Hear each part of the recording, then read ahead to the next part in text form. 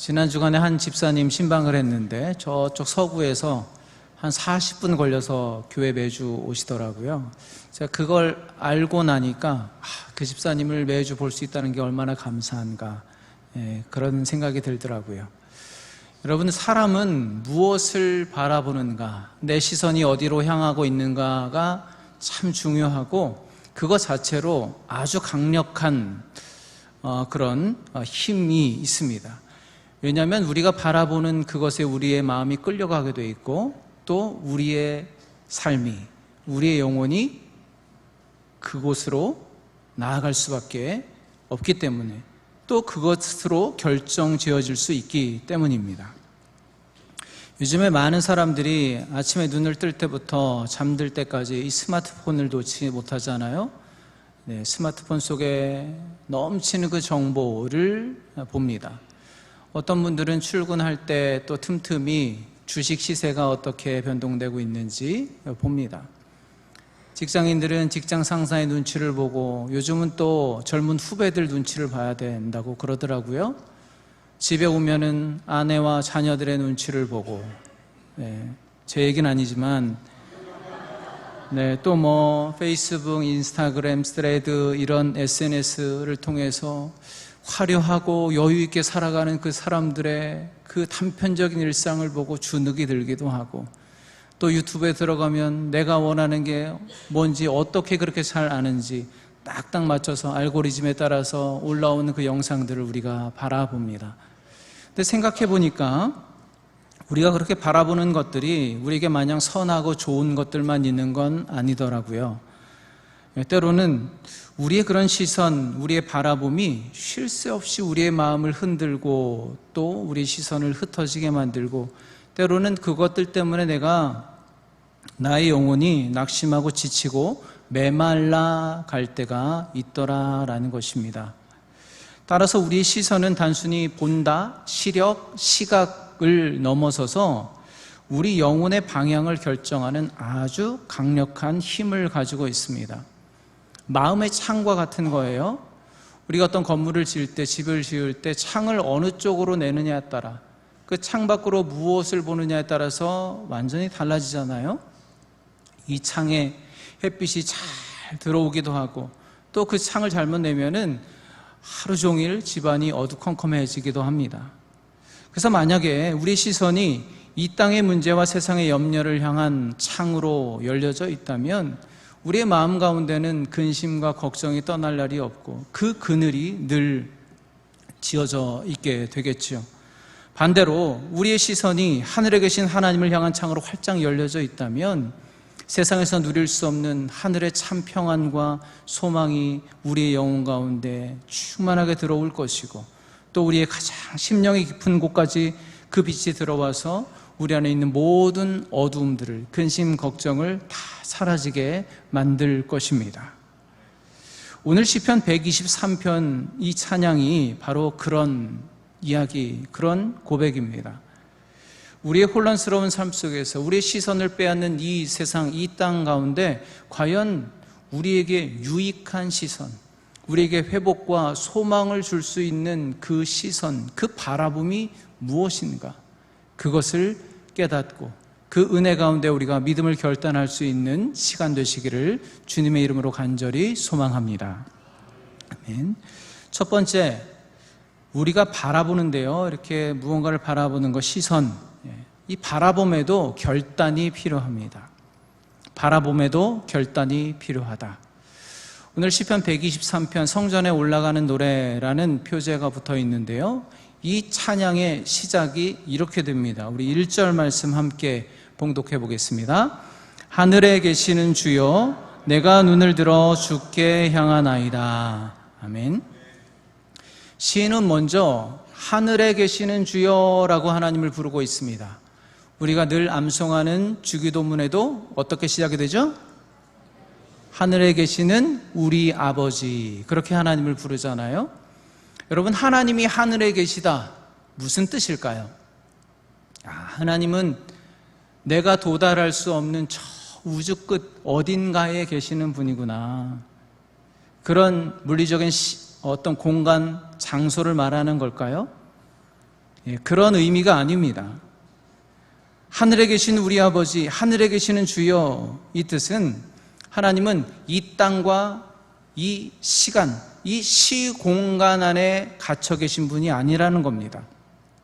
우리는 비록 이 땅에 발을 딛고 이 시간 속에 갇혀서 살아가지만 그런 이 땅의 피조물들과는 본질적으로 다른 분이라는 거예요. 전적인 타자라는 겁니다.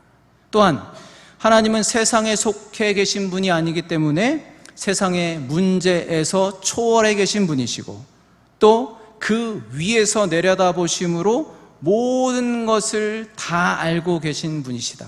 그렇기 때문에 죄의 또 허물과 문제투성이인 이 세상 속에 살아가고 있는 우리를 끄집어 건져 올려내실 수 있는 분, 유일하게 우리를 도우실 수 있는 분이 바로 하늘에 계신 하나님이시다라는 고백입니다.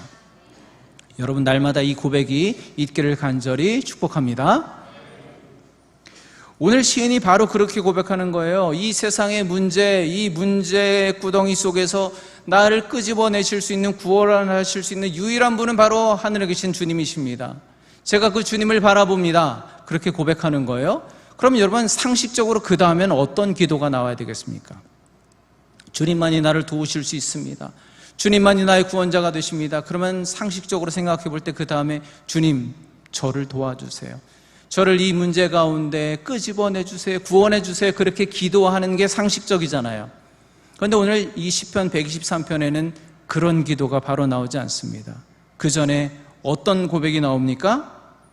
하늘에 계시는 주여, 내가 눈을 들어 주께 향하나이다. 내가 눈을 들어 주께 향하나이다. 성도 여러분, 하나님을 신앙하는 우리가 세상 사람들과 달라야 하는 게 바로 이겁니다. 이런 믿음의 결단이 필요해요. 이런 바라봄의 결단이 필요하다는 겁니다. 사람들은 다 자기 눈에 보이는 그대로 보고 살아갑니다. 눈에 보이니까 당연하죠. 그런데 여러분, 하늘에 계시는 주님, 하늘에 계시는 우리 아버지 하나님을 신앙하며 살아가는 그리스도인들은 세상에 보이는 것대로 사는 사람들이 아니라는 거예요. 어떻게 해야 되는 겁니까? 주님, 이제 내가 눈을 들어 주님을 향합니다. 내가 내 눈을 들어 주님을 우러러 봅니다 라고 날마다 믿음의 결단을 선포하며 살아가는 사람들이라는 겁니다. 왜냐하면 우리는 영원히 이 땅에 살 사람들이 아니거든요.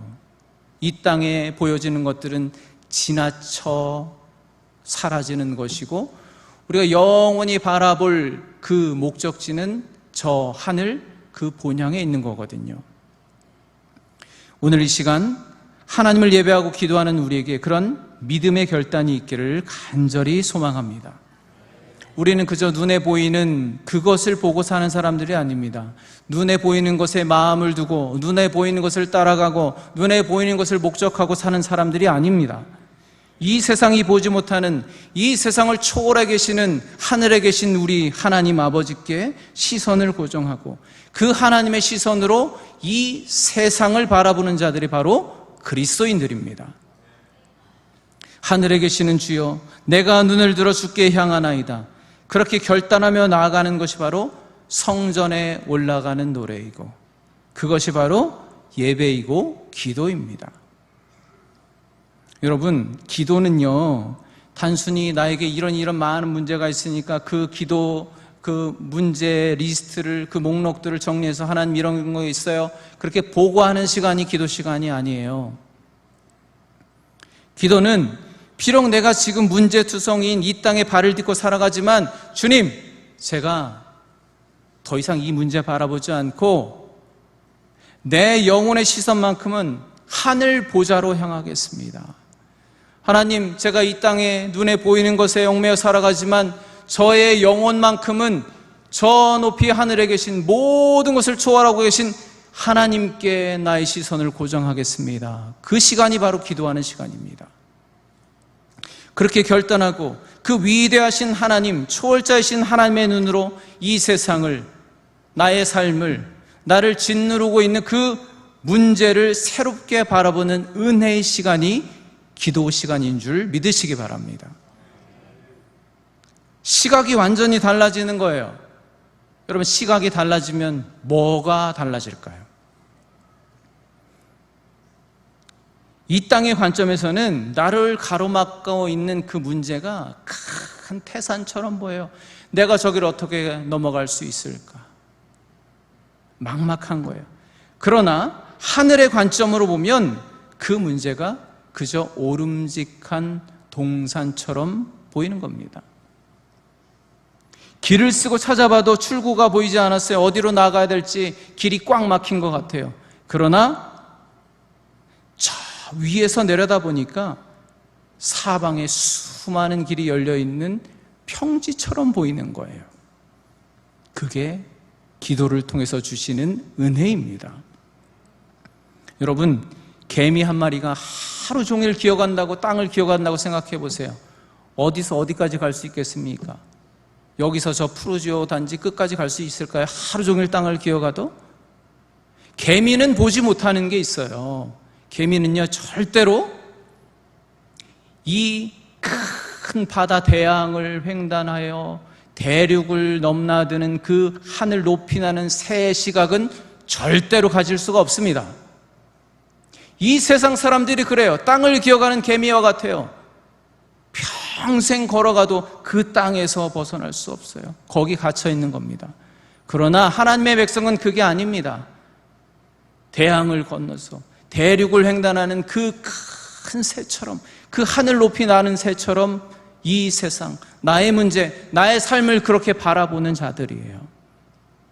그게 바로 기도를 통해서 우리에게 주시는 은혜라는 것을 기억하시기 바랍니다. 그렇기 때문에 진정한 기도는 무엇인가? 하나님을 내 문제 안으로 끌어들여서 거기 가다 두는 게 아닙니다. 반대로 내가 하늘에 계시는 주님께로 내 눈을 들어 그 하나님을 바라보고 그 하나님의 시각으로, 그 하나님의 광대하신 마음으로 내가 들어가고 그 시각으로 내 문제, 내 삶을 바라보는 게 진정한 기도예요. 그럴 때 우리는 단순히 문제 해결 그 수준을 넘어서게 됩니다.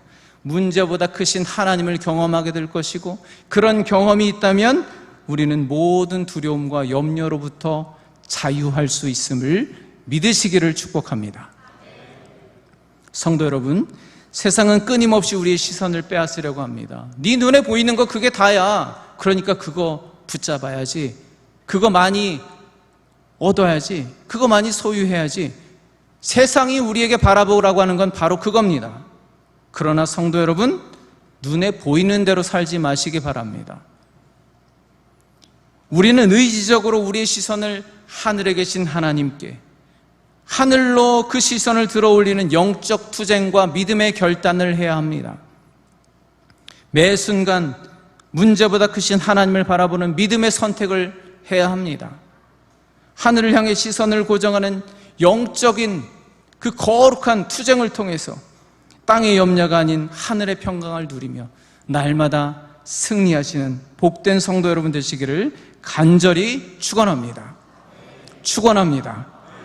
네, 지금 아멘을 잘하셔야 이후에도 하실 수 있어요. 이후에 좀 부담스러운 말씀을 드릴 거거든요. 네. 두 번째, 바라봄에는요, 올바른 자세가 필요합니다. 온전히 바라보려면 온전한 자세를 갖춰야 돼요.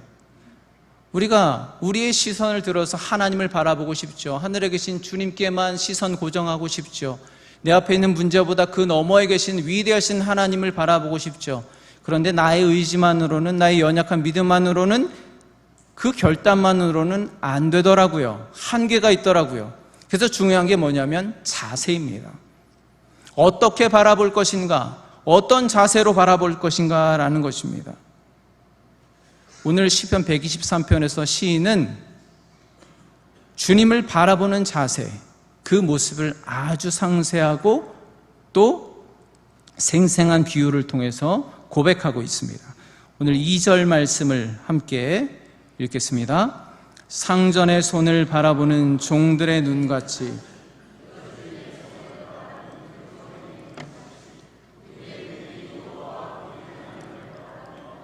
우리에게 은혜 베풀어 주시기를 기다리나이다.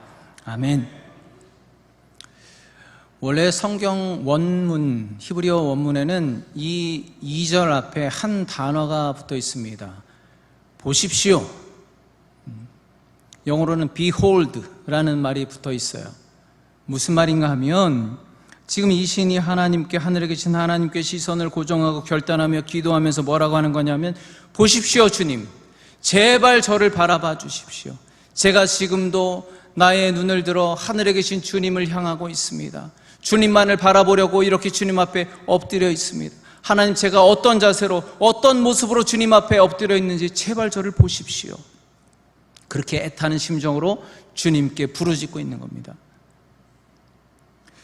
여러분, 우리나라도 과거에 그랬지만, 옛날에 그랬지만, 구약시대 이 당시의 종들은 주인의 재산처럼 여겨졌어요. 그냥 소유물에 불과했습니다. 인격적인 대우를 받지 못했어요. 그래서 종들은 주인의 눈을 똑바로 쳐다볼 수가 없었습니다. 얼굴도 이렇게 마주할 수가 없었어요. 그랬잖아요? 우리도 옛날에 그랬잖아요? 그리고 주인은 종들에게 직접 자세하게 설명해주고 말하기보다는 그냥 손짓으로 다 하는 거예요. 그렇죠? 가, 와, 이거 해, 그렇게 했잖아요. 그렇죠? 그렇기 때문에 종은 늘 주인의 손가락에 시선을 고정하고 있는 겁니다. 종이 바라볼 수 있는 시선의 최대의 한계가 주인의 손가락이에요. 손이에요. 그 이상은 볼 수 없는 거예요. 그렇죠? 손가락 하나 까딱하는 그 작은 움직임에도 종은 즉각적으로 반응해야 됩니다. 부지런히 움직여야만 했던 겁니다. 여러분, 이것이 바로 종으로서 주인을 바라보는 우리의 시선, 우리의 자세라는 겁니다. 단순히 무조건 복종하고 굴욕적인 자세를 취하라는 게 아닙니다. 오늘 2절의 하반절을 보면은 우리 눈이 여호와 우리 하나님을 바라봅니다 라고 되어 있어요. 근데 여러분, 여기 이 2절에서 눈이라는 단어를 빼보세요. 그래도 의미는 하나도 변하지 않아요. 눈으로 보는 거니까 왜 눈으로 바라본다 굳이 그렇게 표현할 필요가 없잖아요. 근데 오늘 시인은 일부러 굳이 이 한 절에 3번이나 눈이라는 단어를 집어넣고 있습니다. 왜 그럴까요? 이 말씀에서 눈의 의미는 우리 얼굴에 붙어있는 어떤 신체기관, 감각기관을 말하는 게 아닙니다. 히브리어로 눈은 아인이라고 하는데, 이 아인이라는 말은 마음이 어디로 향해 있는가, 마음의 중심이 어디 있는가, 내 관심이 어디에 쏠려 있는가를 뜻하는 겁니다. 그러니까 지금 이 시인은 어떤 그저 눈으로 본다, 시각, 시력을 넘어서 내 마음의 중심이 주인의 손끝에 있습니다. 온통 신경이 거기 가 있습니다. 하나님, 저의 영적인 시각이, 저의 심령이 오직 주님의 손끝에 있습니다 라고 고백하는 거예요. 따라서 종의 눈이 주인의 손을 바라본다는 것은 종의 마음이, 그 중심이 거기에만 가 있다라는 겁니다. 주인의 손끝, 그 작은 손짓이 종의 존재를 결정하고 또 종의 행동을 결정한다라는 거예요. 그럼 여러분, 우리가 하나님의 종이라고 스스로 말하고 있는데, 그럼 우리 주님의 손은 어떤 손입니까? 우리 주님의 손은 온 우주를 창조하신 전능자의 손입니다. 우리를 위해서 십자가에서 피 흘려 죽으신 사랑의 손입니다. 사망 권세를 이기시고 부활하신 능력의 손입니다. 우리의 눈물을 닦아주시는 위로의 손입니다. 이토록 신실하고 능력 있는 주님의 손만을 바라보는 것보다 더 큰 지혜, 더 놀라운 능력이 어디 있겠습니까? 성도 여러분, 오늘 우리의 기도, 우리의 신앙이 단순히 주님 저 믿습니다, 거기에 머물면 안 됩니다. 주인의 손끝을 바라보는 종의 눈같이 모든 것을 주님께 맡기고 오직 주님의 손길만을 의지하는 절대적인 신뢰의 고백이 있기를 우리 주님의 이름으로 간절히 축복합니다. 제가 여기까지 설교를 준비하고 이제 그 다음 절 3절과 4절을 묵상하려고 했어요. 세 번째, 바라보면 무엇입니다. 이렇게 그 다음 대지를 이어가야 되는데, 제가 이 2절을 묵상하면서 이 2절 다음으로 넘어갈 수가 없었습니다. 저의 시선이, 저의 마음이 계속 2절에만 머물러 있는 겁니다. 다음 절로 눈이 옮겨지지가 않는 거예요. 왜냐? 이 2절을 묵상하는데 순간적으로 그런 생각을 하게 되었습니다. 내가 지금 주님 앞에 엎드려 있는 그 종의 눈으로 주님의 손끝을 바라보고 있다면 과연 지금 주님의 손끝은 어디를 향하고 계실까?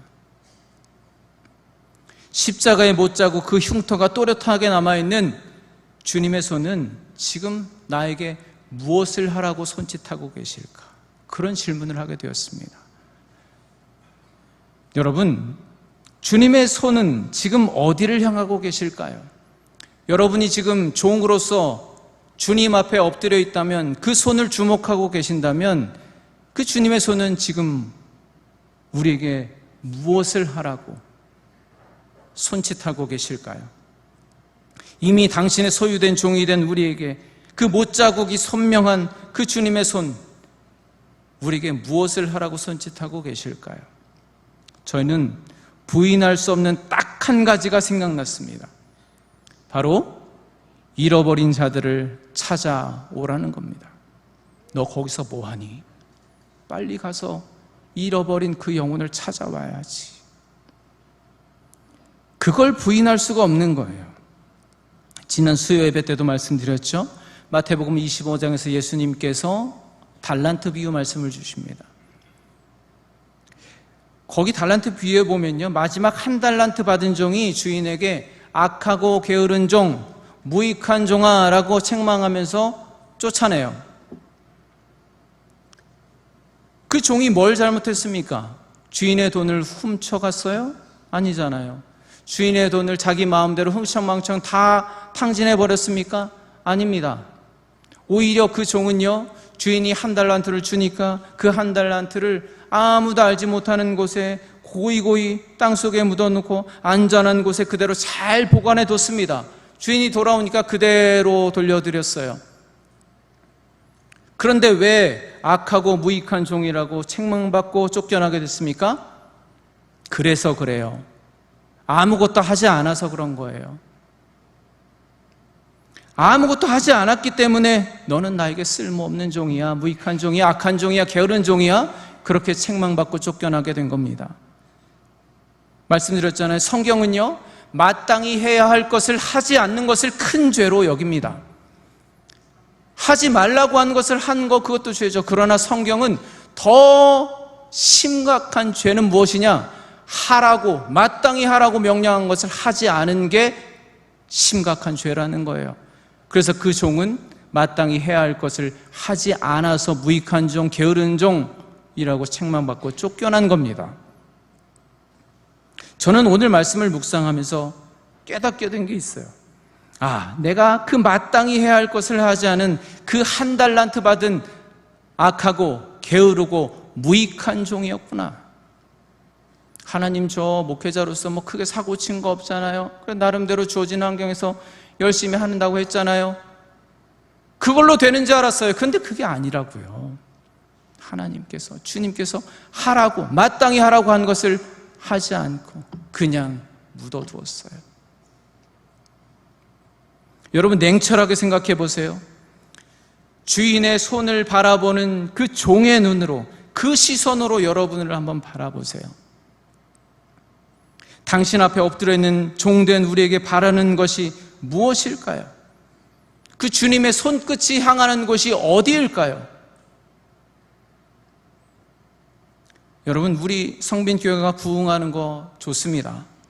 저도 그러기를 간절히 원합니다. 우리 교회 비전이 있잖아요. 333. 첫 번째가 3,000명의 예배자가 세워지는 겁니다. 부흥하는 거죠. 여기 계신 모든 분들보다 제가 그걸 간절히 원합니다. 만약에 3,000명의 예배자가 세워지고 우리 교회가 그렇게 양적으로 부흥한다면 누구보다 제가 가장 기쁠 것 같아요. 네. 그런데 여러분, 과연 그게 우리 주님께서 가장 원하시는 것일까요? 그게 우리 주님의 첫 번째 비전일까요? 우리 성빈교회를 향해서 주님께서 손짓을 하시는데 가장 우선되는 그 명령이 그걸까요? 내가 좋아하는 걸 주님도 기뻐하실까요? 그게 확실한가요? 우리 사명이 교회 부흥시키는 건가요? 물론 좋죠. 그러나 그건 나중인 것 같아요. 그런데 그것보다 절대적으로 우선되는 것, 확실한 게 있더라고요. 우리가 굳이 기도해 보지 않아도 오랫동안 작정하고 기도하고 성경 연구를 깊이 하고 그래서 깨달아지는 어떤 그 원대한 비전, 그게 없더라도 우리가 확실하게 아는 것이 있더라고요. 주님께서 우리에게 정말 확실하게 명령하신 것, 우리에게 그 손끝을 향하고 계신, 분명하게 보여주신 게 있더라고요. 그게 뭡니까? 땅끝까지 나아가서 한 영혼을 구하라는 겁니다. 한 영혼이라도 살리라는 겁니다. 그건 확실하잖아요. 그건 기도해보지 않아도 성경 공부 안 해도 다 아는 거잖아요. 그런데 우리는 그걸 땅에 묻어놨어요. 주님의 피 묻은 손, 그 선명한 목자국을 우리가 분명히 봤잖아요. 그걸 믿잖아요. 그걸 결코 부인할 수 없잖아요. 그러면 어떻게 해야 합니까? 본대로 해야죠. 사명을 잃은 종은 주인에게 무익한 거예요. 쓸모없는 거예요. 자리 지키고 있었다고 칭찬받을 수 없는 거예요. 마땅히 행할 바를 해야 됩니다. 사명을 다시 회복해야 됩니다. 성도 여러분, 오늘 오후부터 수요일 저녁까지 오늘 장로님 기도해 주셨는데 관계전도 부흥회를 합니다. 여러분, 이번 부흥회는 은혜 받자고 하는 부흥회 아닙니다. 여러분, 은혜 많이 받으셨잖아요. 그 은혜 다 어디 갔습니까? 여러분, 이 부흥회 중요한 것은 은혜가 아니라 사명이에요. 사명. 이번 부흥의 주제가 뭡니까? 여기 써 있잖아요. 주여 나도 사용하여 주소서. 주님, 저도 주의 종으로 쓰임받고 싶습니다. 하나님, 그동안 주님께서 주신 사명 땅속에 묻어놨는데, 주님 여기 잘 있잖아요. 변하지 않았잖아요. 그대로 간직하고 있잖아요. 그랬는데 그 사명을 다시 꺼내보는 시간입니다. 이번 부흥회를 통해서 주인의 손을 바라보는 그 종의 눈을 회복하는 시간입니다. 우리의 영적인 눈이 다시 밝아지는 그 수술을 받는 시간입니다. 우리 주님은 종된 우리를 무엇보다 한 영혼은 그 생명을 살리는 일에 쓰고 싶어 하시는 거예요. 여러분, 저는 오늘 말씀을 묵상하면서 내 옆에 있는 믿지 않는 아내, 남편, 또 우리 가족, 부모, 형제, 또 직장, 이웃, 오랫동안 교회 나오지 않는 우리 구역의 장결자들, 그 영혼들이 주님께서 우리에게 맡기신 그 한 달란트구나라는 것을 깨달았습니다. 성도 여러분, 착각하지 마세요. 제발 착각하지 마시기 바랍니다. 아무것도 하지 않으면 본전이다? 그거 착각입니다. 아무것도 하지 않으면 그래도 책망은 받지 않겠지? 아니에요. 아무것도 하지 않고 땅에 묻어둔 그것이 게으르고 악하고 무익하다 책망받을 바로 그것입니다. 아무것도 안 하면 안 돼요. 주님 앞에서 책망을 면할 수가 없습니다. 성도 여러분, 우리가 마침내 주님의 그 손을 바라보았다면 그 손이 무엇을 가리키고 있는가? 그 손짓이 무엇을 명령하고 있는가를 우리가 알고 또 실천해야 되지 않겠습니까? 그 주님의 손은 우리를 위로하고 축복하는 손이기도 하지만 그 손에는 동시에 이 교회 문 밖에 길을 잃은 영혼들, 죽어가는 영혼들을 향한 그 십자가의 못자국이 분명히 새겨져 있는 그 손이 그 영혼들을 향해 뻗어져 있다는 것을 믿음의 눈으로 보실 수 있기를 간절히 바랍니다. 이번 관계전도 부흥회는 바로 그 주님의 손짓을 바라보고 우리가 비로소 그 사명을 회복하고 응답하고 순종할 수 있는 축복의 기회가 되는 겁니다. 땅속에 묻어두고 나만 알고 있었던 주님 주신 은혜, 이거 내가 잘 간직하고 주님께 그대로 내어드려야지, 여러분 그 착각에서 벗어나시기 바랍니다. 그 소중한 한 달란트, 우리 곁에 그 영혼을 향해 우리가 이제 나아가야 됩니다. 주님께서 명령하시는 그 사명을 우리가 다시 회복해야 합니다. 그래서 더 이상 아무것도 하지 않아서 책망받는 무익한 종이 아니라, 그래, 네가 내 마음을 알고 나의 작은 손짓 그것을 주목하고 보더니, 그래, 이제 내 마음을 알아서 너의 그 작은 순종으로 한 영혼을 나에게로 이끌고 왔구나. 잘하였도다 착하고 충성된 종아. 그렇게 칭찬받으면서 한 영혼이 돌아와서 하늘에서 열리는 그 큰 기쁨의 잔치 가운데 이 자리에 계신 모든 성도 여러분들도 함께 참여하여 하나님의 칭찬과 또 복을 누리는 우리 이번 부흥회, 또 우리 성도 여러분 되시기를 우리 주님의 이름으로 간절히 축원합니다. 아멘.